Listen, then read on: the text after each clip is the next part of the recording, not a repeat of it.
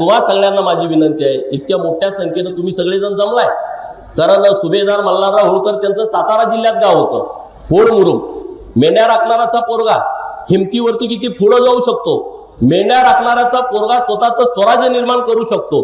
अरे तुम्ही तर आता एकदम सक्षम आहात, तुम्ही ताकदीनं पुढे या. ही राजकीय सत्ता ही झुगारून टाका, ताकदीनं पुढे या. कुठल्या दादागिरीला आणि दडपतशाहीला तुम्ही भीक घालू नका. ह्याच्यासाठी आपला जन्म झालाय काय? यासाठी तुम्ही ताकदी अहिल्या देवीची जयंती आलो ढोल वाजवला यासाठी नाही आहे. अहिल्या देवींच्या जयंतीच्या निमित्तानं तुम्ही इथून ऊर्जा घेऊन गेला पाहिजे की आता गुलामगिरीचं ऊस हे पीक आपण बंद केलं पाहिजे, तरच तुम्ही राजकीय क्रांती करू शकता. हे बाजूला करा. अनेक विषय आहेत आपल्याला पुढं. तुम्हाला जर राजकीय चळवळ करायची असेल तर तुम्हाला गुलामगिरीतून मुक्त व्हावं लागेल. गुलामगिरीतून मुक्त व्हायचं आहे, पहिल्यांदा ऊस काढून टाकला पाहिजे. मग कारखाना आडवा येतोय, वाट जाडवी येते, ट्रॅक्टर जाडवलं, हे बंद करून टाकायचं. एकदम धाडसाने पुढे यायला पाहिजे आपण. ही शक्ती आपल्या अंगामध्ये असली पाहिजे, ही ताकद आपल्यामध्ये असली पाहिजे. नाहीतर काय हो, तुम्हाला काही करता येणार नाही.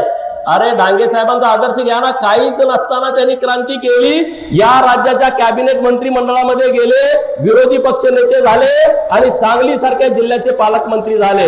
ही धमक संघर्षामध्ये आहे, ही धमक संघर्षामध्ये असते. तुम्हाला संघर्ष केल्याशिवाय पर्याय राहत नाही.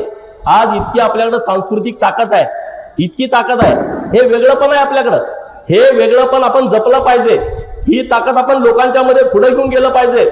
शिक्षणाच्या बाबतीमध्ये आपण एकदम सजग झालं पाहिजे. आपल्या प्रत्येक पोराला शिक्षितच केलं पाहिजे.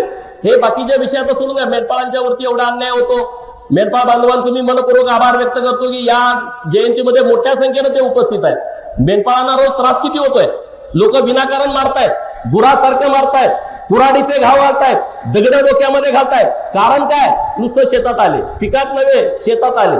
कारण काय? रस्त्यावरून मेंढर खाली आली. कारण काय?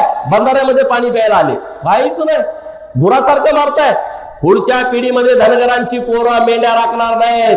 हे महाराष्ट्रातल्या सरकारनं पण लक्षात घ्यावं आणि बोकडं खाणाऱ्यांनी पण लक्षात घ्यावं. नाही गरज, हे कमी व्हायला लागलंय. शिक्षणाचं प्रमाण आमच्यामध्ये पण वाढायला लागलं, हे सगळं कमी व्हायला लागलं. माझ्या पडळकरवाडी गावामध्ये घरटी मेंढ्या होत्या, आज फक्त 3 जणांकडे मेंढ्या आहेत, त्या पण 10 आहेत, त्यामध्ये मी पण आहे. 3 जणांकडेच आहेत. मेंढी आमची लक्ष्मी आहे म्हणून आम्ही ठेवली आहे. आमची लोक नाहीत आता जात, बाहेर जाऊ शकत नाहीत. याचा विचार समाज व्यवस्थेने पण करावा. उगाच आला आणि गुरासारखं मारला, हे बरोबर नाही.